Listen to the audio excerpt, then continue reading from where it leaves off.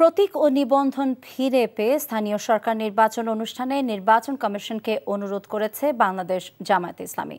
আর এদিন সীমানা পুনর্নির্ধারণে প্রধান নির্বাচন কমিশনারের সঙ্গে দেখা করেন বিএনপির কয়েকজন কেন্দ্রীয় নেতা। সকালে বাংলাদেশ জামায়াতে ইসলামীর সহকারী secretary general AHM Hamidur Rahman আজাদের নেতৃত্বে 3 সদস্যের প্রতিনিধি দল প্রধান নির্বাচন কমিশনার AM নাসির উদ্দিনের সঙ্গে তার কক্ষে বৈঠক করেন।